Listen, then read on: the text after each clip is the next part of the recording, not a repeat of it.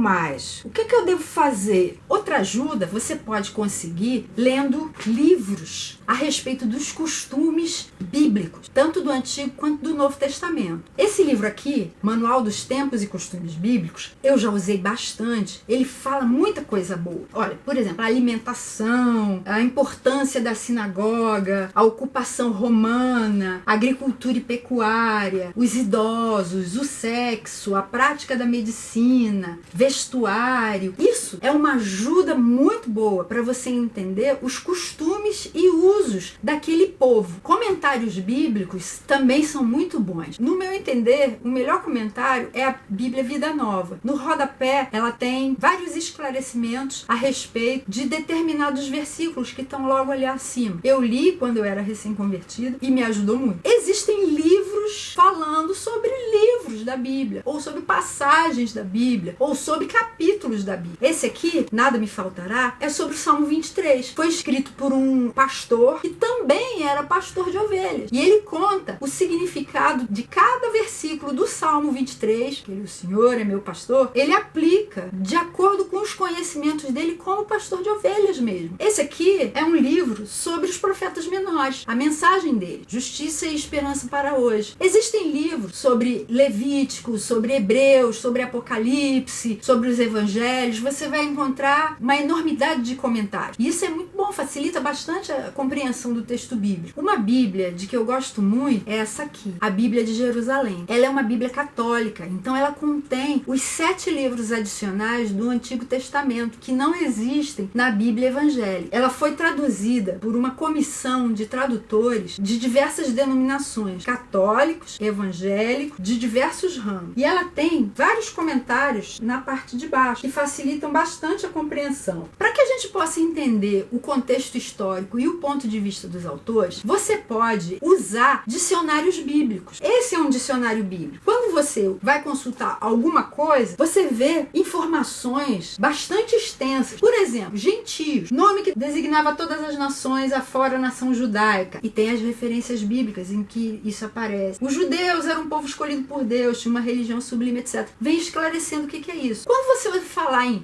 Jerusalém, Galileia, Samaria, isso faz algum sentido para você? Se não faz, use um atlas bíblico. Facilita muito o entendimento. Da mesma forma que nós ficamos indignados quando algum estrangeiro acha que o Rio de Janeiro fica juntinho do Rio Amazonas e das Cataratas do Iguaçu, você vai conseguir entender que Samaria fica entre a Galileia, ao norte, e a Judéia, ao sul, cuja capital é Jerusalém. Facilita ou não facilita? Uma coisa que dificulta bastante é quando a gente lê vários nomes em genealogias bastante extensas e que não fazem sentido pra gente. Ou quando você vê referência a uma cidade e você não sabe nada a respeito daquela cidade. Ou quando vem um personagem e fala, fulano era neto de cicrano. E pra você tanto faz. A Bíblia tem ganchos internos. E para que você consiga perceber esses ganchos, a própria prática da leitura vai te ajudar nisso. Mas também é muito importante que você tenha alguns irmãos de fé mais velhos do que você. Não mais velhos em idade, mas mais velhos na experiência com Deus, na experiência da leitura bíblica, para orientar você. Como se fossem tutores seus. Eles vão te orientar, vão te ajudar a enxergar esses ganchos que dão clareza, que mostram como todo o conteúdo está interligado. Isso você pode encontrar dentro ou fora da igreja que você frequenta. Pode ser de uma outra igreja ou de uma outra denominação diferente da sua, ou pode ser dentro da comunidade que você frequenta. Eu fui muito abençoada com isso. E hoje em dia você tem a internet, que é uma mão na roda. Você tem Bíblia online,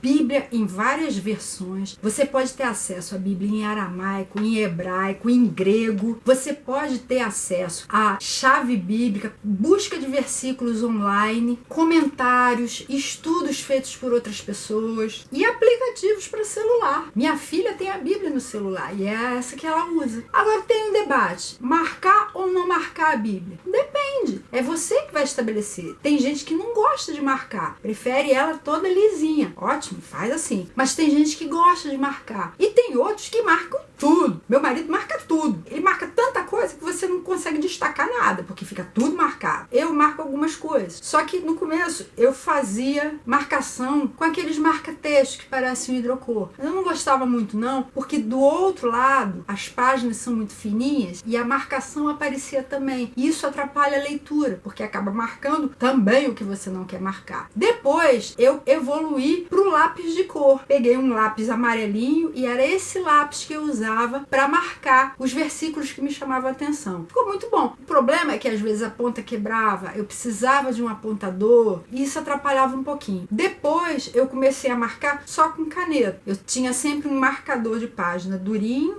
usava como régua e marcava os textos assim. Esse é o sistema que eu uso até hoje, quando eu quero destacar algum versículo que me chamou mais a atenção, que me falou mais ao coração, que eu acho bom pra gente decorar, pra trazer a lembrança nos momentos de dificuldade. Existem pessoas que usam post-its, mais conhecidos como post-its, que são aqueles bloquinhos que tem uma colinha num pedacinho para marcar as páginas que chamaram a atenção. Eu pessoalmente não gosto muito não. Se eu for marcar todas as páginas que me chamaram a atenção com post-it, a minha Bíblia vai multiplicar muitas vezes a grossura dela. Então para mim não daria certo não. Além de ler a Bíblia, para conhecer o conteúdo, para reavivar a memória, caso você já tenha lido ela algumas vezes, você também pode fazer estudos bíblicos para você se aprofundar mais em determinado assunto, em determinado personagem, em determinado livro. Enquanto eu recomendo que a leitura bíblica seja feita todos os dias, em tempos relativamente curtos, pelo menos 5, 10 minutos, os estudos bíblicos eu recomendo que sejam feitos com frequência semanal ou quinzenal, de acordo com a disponibilidade de tempo que você tenha. Tem que ser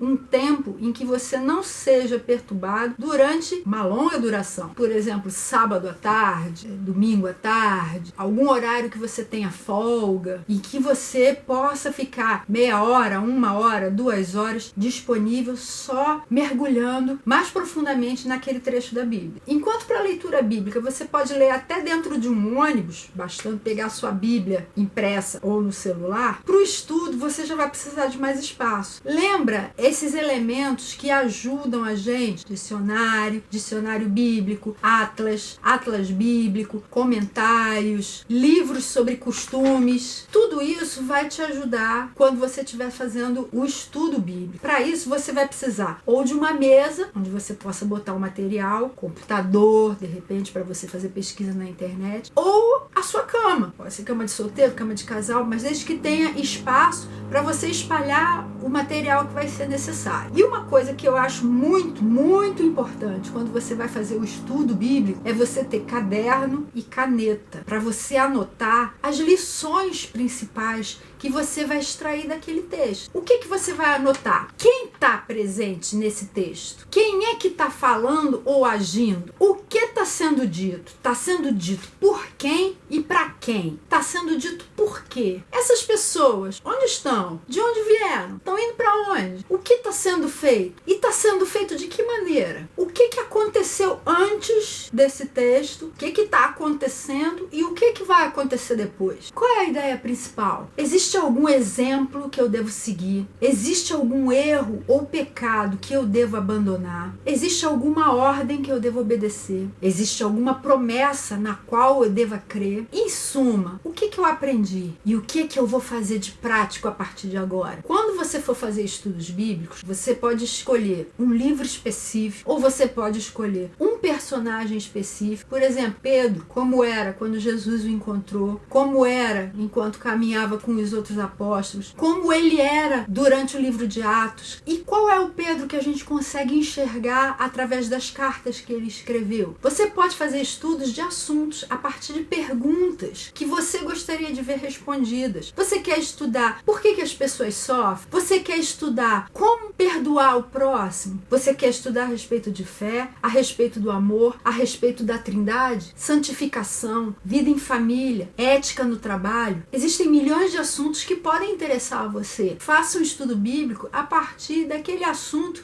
que mais lhe chame a atenção no momento. Lembra que eu falei que é bom começar com uma visão panorâmica da Bíblia? Existem vários livros que podem te ajudar nisso. Se você tiver interesse, aquele que eu mais recomendo, que tá bem velhinho, que eu já usei demais, é esse aqui, da Henrietta Mears. Ela escreve a respeito de todos os livros da Bíblia, mostrando como Jesus pode ser visto ali e que relação aquelas histórias que estão narradas ali tem com a nossa vida hoje em dia. Agora deixa eu dar um conselho para você. Não se prenda só à Bíblia para se tornar uma pessoa melhor. A Bíblia é a palavra de Deus, mas Deus também revela coisas para outras pessoas que podem trazer novas perspectivas para você. Existem muitos livros de cunho cristão que são excelentes e existem livros de cunho leigo que também são muito bons. O meu escritor cristão favorito é disparado C.S. Lewis. Se você já ouviu falar em O Leão, a Feiticeira e o Guarda-Roupa, Príncipe Cáspia, que viraram filmes da Disney, você conhece C.S. Lewis, já ouviu falar nele? É obra dele, são as Crônicas de Nárnia.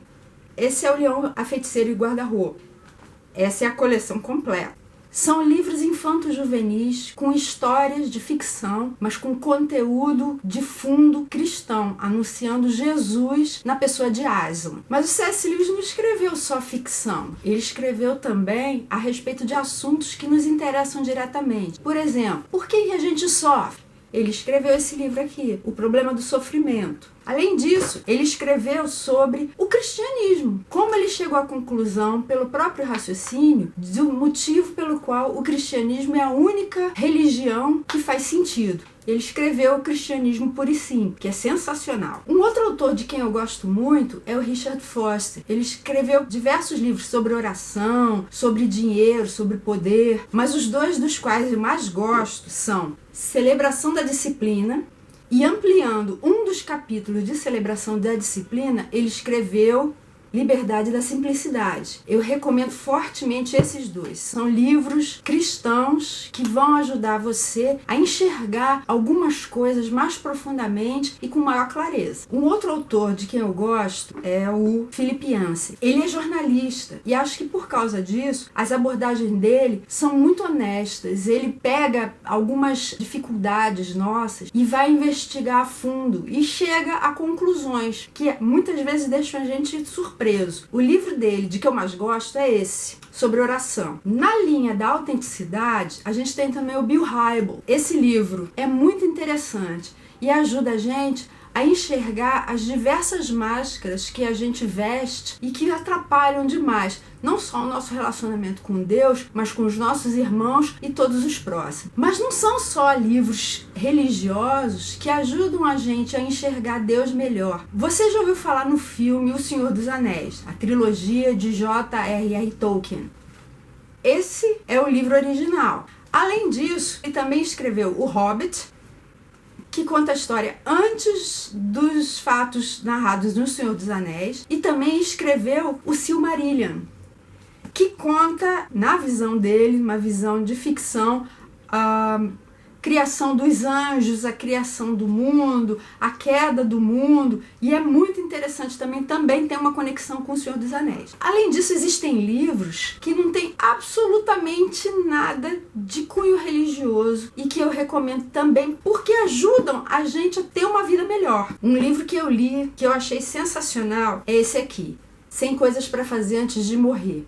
Ajuda você a enxergar coisas que você pode estar enterrando, achando que não tem sentido, ou achando que vai ter todo o tempo do mundo para fazer e esse tempo pode nunca chegar. Recomendo bastante porque ajuda a te dar um direcionamento sobre coisas que são importantes para você e que estão meio escondidas no fundo da sua alma. A Revolução 80-20 de Richard Koch também é muito interessante porque ajuda você a perceber as coisas que são importantes para você e a ter foco nelas, dispensando todas as outras que não são importantes. E por fim, o último livro que eu gostaria de recomendar tem um título estranho, mas o conteúdo é muito interessante, muito bom mesmo. Dinheiro Pode Comprar Felicidade, da M.P. Dunleavy. ela é economista e o foco dela também é muito interessante, porque ela diz que o dinheiro é um meio, né? Não é um fim, nunca deve ser o maior objetivo na vida das pessoas. E como meio, ele deve ajudar a gente a alcançar os objetivos que são mais importantes para nós, inclusive em termos de filosofia de vida. Esse livro, ele de certo modo mudou a minha vida, mudou a maneira como eu encaro o dinheiro. Uma última coisa, sempre que você for ler qualquer livro ou ouvir qualquer coisa, julgue à luz da palavra de Deus. Da mesma forma que você escolhe que alimentos você vai ingerir, você pode fazer boas ou más escolhas, mas mesmo dentro das boas escolhas, você limpa. Você não vai comer uma verdura com todas as partes que ela tem, inclusive as partes que estão meio escurecidas, que você acha que são meio ruins. Então, mesmo as coisas que eu estou recomendando, julgue à luz da palavra de Deus. Da mesma forma que Paulo fala, julguem todas as coisas e fiquem com o que é bom. Isso está lá em 1 Tessalonicenses 5:21. Bom, então é isso. Nos próximos vídeos, eu vou começar a abordar livro por livro. Caso você tenha interesse, dá uma olhadinha. Vai ser de uma forma bem rápida, bem panorâmica mesmo, para servir como um aperitivo que dê para você a vontade de começar a ler por você mesmo e receber de Deus o que ele tem para o seu contexto específico.